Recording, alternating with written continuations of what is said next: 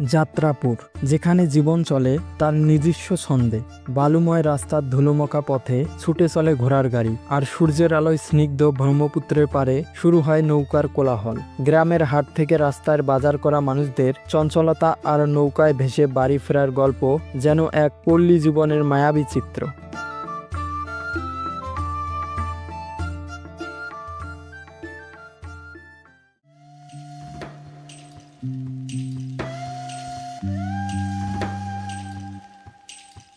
আমি এসেছি যাত্রাপুর। কুড়িগ্রাম শহর থেকে প্রায় 10 কিলোমিটার পূর্ব দিকে ব্রহ্মপুত্র নদের কোল ঘেঁষে গড়ে উঠেছে যাত্রাপুর ইউনিয়ন। এখানে মিশে আছে প্রাকৃতিক সৌন্দর্যের নৈসর্গিক রূপ এবং সরল শ্রমজীবী মানুষের জীবনের স্পন্দন। ব্রহ্মপুত্র নদীর কোল জুড়ে বিস্তীর্ণ এ অঞ্চল যেন প্রকৃতির এক নিখুঁত চিত্রকণ।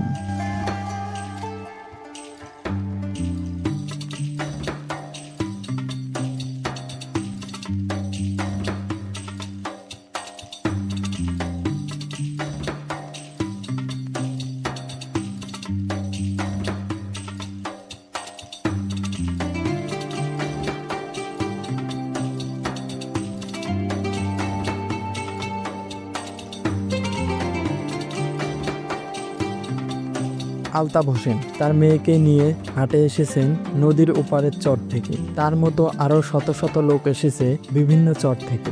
এ হাটে তাদের আসতে কারো সময় লেগেছে 3 থেকে 4 ঘন্টার মতো। যোগাযোগের মাধ্যম শুধুমাত্র নৌকা। যাত্রাপুর হাট থেকে নদীর পথে নৌকা পর্যন্ত আসতে পাড়ি দিতে হয় বালুময় পথ।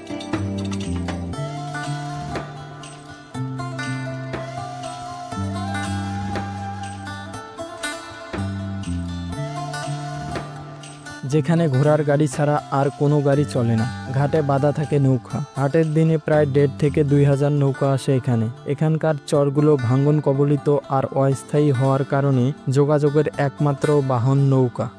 হাটের দিনে নৌকার সংখ্যা বেশি থাকলেও অন্যান্য দিনে নৌকার সংখ্যা কম থাকে। তখন এক প্রকার বিচ্ছিন্ন হয়ে পড়ে এ চরের মানুষগুলো। চরের ভিতরে নাই কোনো হাসপাতাল। অসুখ হলে তার এই দুর্গম পথ পাড়ি দিয়ে তাদের আসতে হবে যাত্রাপুর, কুড়িগ্রাম অথবা রংপুরে।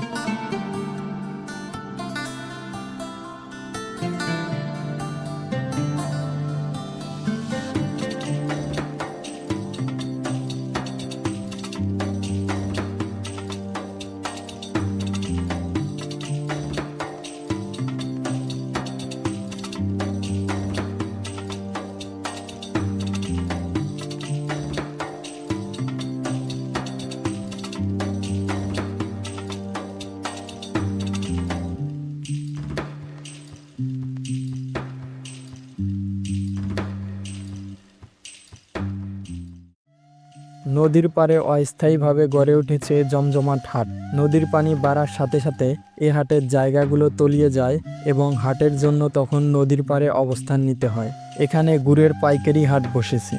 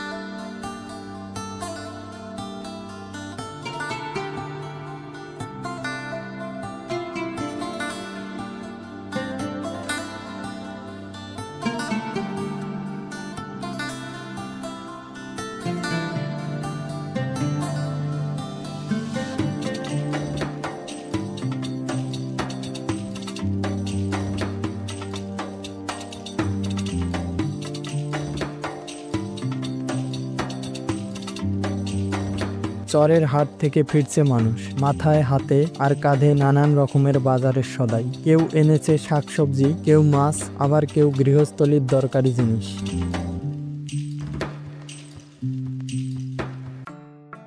হাঁটতে হাঁটতে তারা ছুটছে নিজেদের ঘরের দিকে।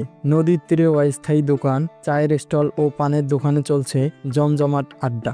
এ অঞ্চলের মানুষ পান একটু বেশি খায়। কাঁচা পান, সুপারির গন্ধ আর হাটের বিভিন্ন সদাই যেন বিকালটাকে আরো প্রাণবন্ত করে তুলেছে।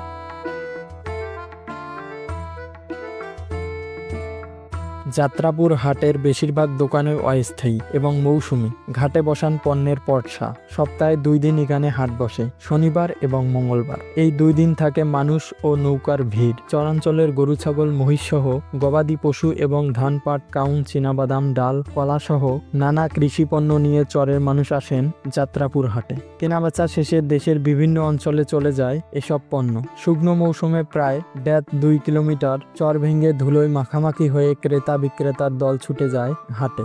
ব্রিটিশদের সময়ে চর যাত্রাপুর গ্রামের উত্তরে ছিল ব্রহ্মপুত্র নদ। নদের পাড়েই যাত্রাপুর হাট। দক্ষিণ কুড়িগ্রাম শহরে হয়ে ট্রেন আসত রেলবাজার স্টেশনে। দেশ স্বাধীনের পর রেলগাড়ি বন্ধ হয়ে গেলেও রেলবাজারের চর নামেই মানুষ এই এলাকা চেনে।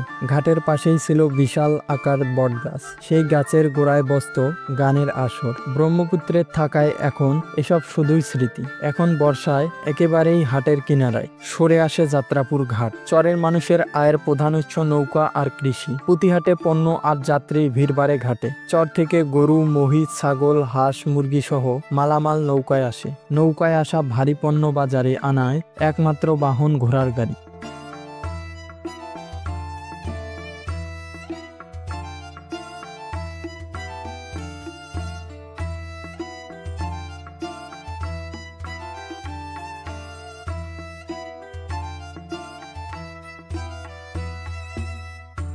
এই চরের জীবন যেন প্রকৃতির সঙ্গে মিলেমিশে এক মেলবন্ধন। সন্ধ্যায় আলোর মায়ায় ভরা এই দৃশ্য সত্যিই হৃদয় ছুঁয়ে যায়। সূর্য পশ্চিম আকাশে ঢলে পড়ছে, হাটের লোকদেরও বাড়ি ফেরার তাড়া বাড়ছে। আবার জমে উঠবে হাট, যেমনটি চলে যাচ্ছে যুগ যুগ ধরে। ভিডিওটি ভালো লাগলে অবশ্যই আমার চ্যানেলটি সাবস্ক্রাইব করে পাশে থাকবেন ইনশাআল্লাহ।